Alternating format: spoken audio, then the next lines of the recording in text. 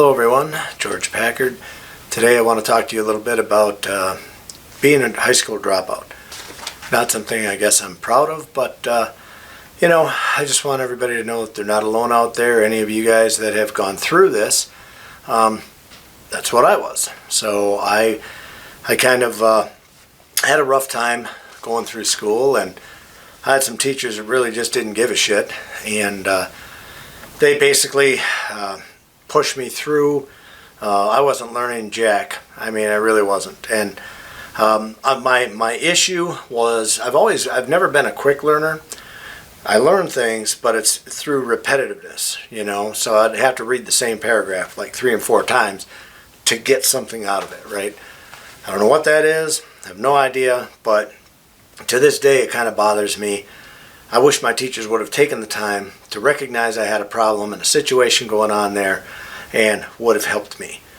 But that didn't happen. So in hindsight, I look back at things, and there's some of you who subscribe to my channel who know all about me and everything I've done, and there's those of you who are watching it today for the first time and you don't know anything about me. So I just want to give you a very quick update about me, and I don't know if it's going to be quick, but I'll do the best I can. So again, my name is George Packard, and I come from a small town in middle of Wisconsin. And again, I was a dropout, and I had a counselor that told me that, he told me that I should be a janitor. Okay, that's what he told me. That was his advice for me. I had an attitude back when I was in school, and I can tell you that when I was in school, when I couldn't understand things, like say I'd show up on Monday and I would really try. My parents were always on me to learn, so I really tried hard, and I tried to listen to what was being said and then make heads or tails out of it, but the teacher would just keep moving on and on and on and on, and every day I was a little farther behind, and instead of seeing to it that I was caught up, with the rest of them, and it's not like we had massive school classrooms so that they weren't able to do that. That wasn't the case at all. They just didn't give a shit for the most part. And so anyway, I kind of got passed up in this whole process, right? So, I mean, I was just this poor farm kid, basically, that got teased all the time because I smelled like cow manure.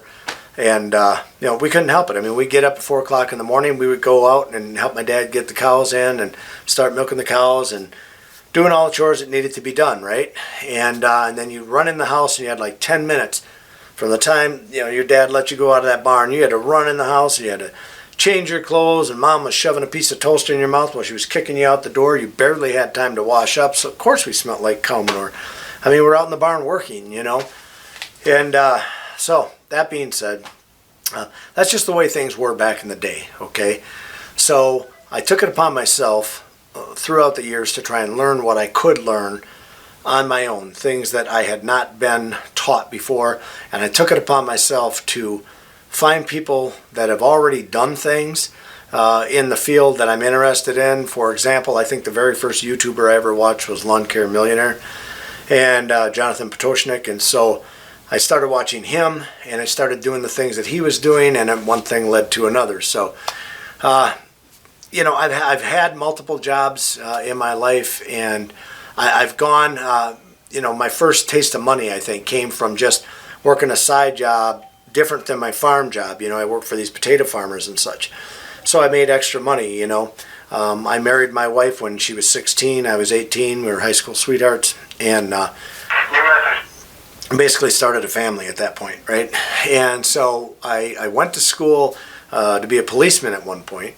And then in my town, I couldn't get a job. There was a waiting list a mile long, and I just couldn't get a job. And finally, Kmart came along, and they offered me a security manager's position. And I'm like, you know what? I got to provide for my family. I got to take this job. And so I did. And I always worked side jobs all the time, So anyway, I took that money, and I started a lawn care company on the side, money that I had saved up while I was working. And again, it wasn't just me. My family was working with me, my wife was working with me, my kids, and we just saved money, right? And it started out being, let's save money so maybe someday we can go to Disneyland. Well, that never did happen. But what we did is we started a lawn care company, and from there we moved on. We started a landscape company.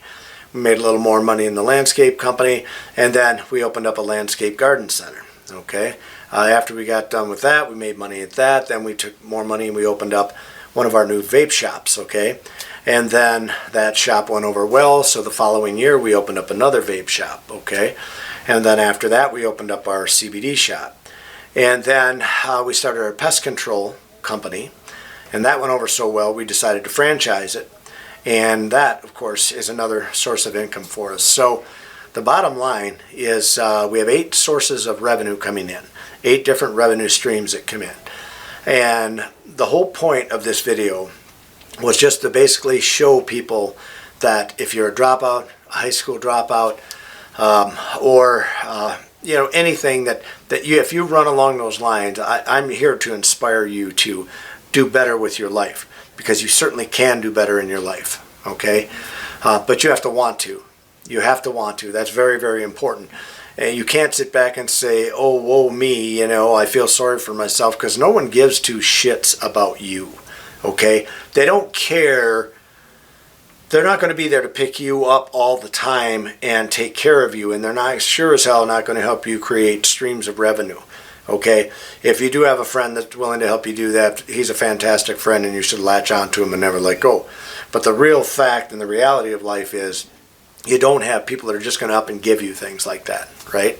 So you got to do this stuff for yourself.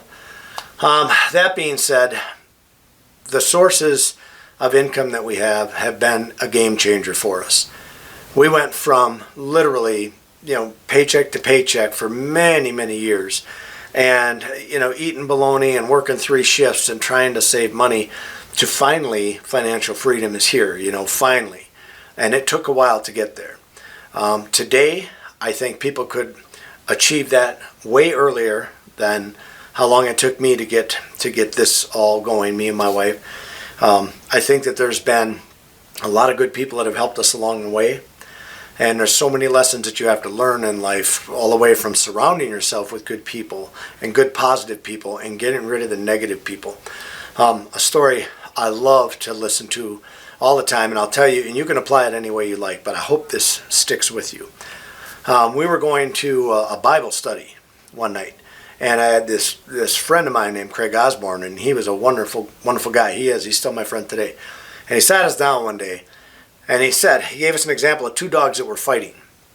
And he said, the one guy says, I can predict the winner of this fight every time. And the other guys are like, well, how's that even possible? And he's like, because whichever dog I feed the more, that's the one that wins. Whichever dog I feed more. So Craig's analogy was, not to make this a biblical thing, but he was like, look, if you fill yourself with the Word of Christ and you feed yourself, you read out of the Bible every day, or you read things about God every day, and you pray every day, and this and that, versus you got the devil over here, right? Okay, and if you constantly are swearing and cussing and drinking and carrying on and doing all the bad things that, the devil wants you to do, well, which one's going to win? You know what I mean? So, God, I look like I'm milking a cow here. It's like, which I did, by the way, back when I was young, but you really had to get into it like that. So, anyway, I don't know how I ended up on that, but the point of the whole matter is, it's whichever dog you feed the most. So, think about that.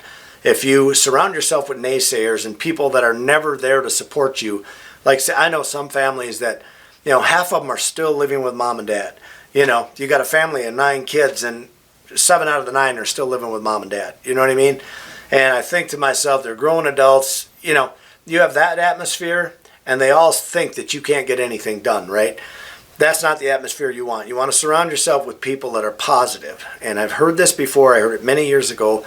I didn't realize the importance of it. But it comes back to which dog do you feed the most, right?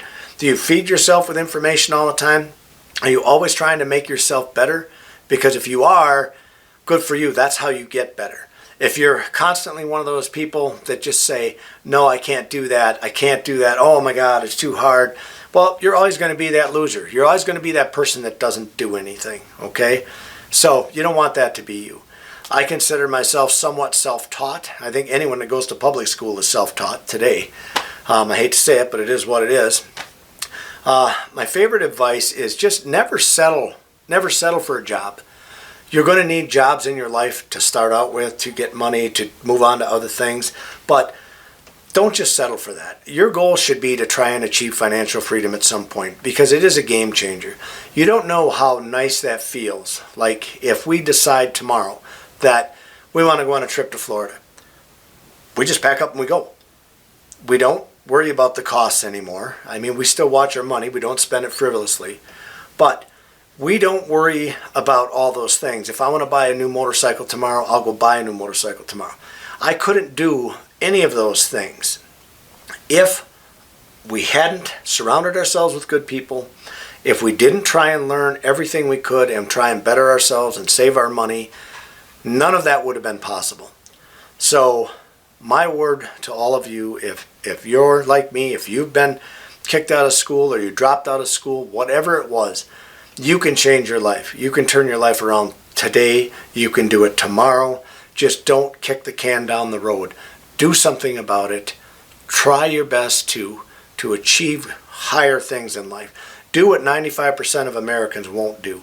That's how you get in that top 5%. That's how you get there. That's how you get financial freedom. You don't want to be those people that are in debt all the time. Believe me, everything we have is paid off. We have no bills other than your typical monthly stuff that comes in, but we have the financial freedom now. We have 8 sources of revenue that come in, and that allows us financial freedom. And if we'd have sat back and felt sorry for ourselves and not done anything in our life, we never would have that. So I'm here to encourage you that if I can do it, you can do it. Good luck. If you like the video, don't forget to hit the like button. Don't forget to subscribe and hit the little notification bell, and it will let you know when the next video comes out. Thanks for watching, and good luck to all of you.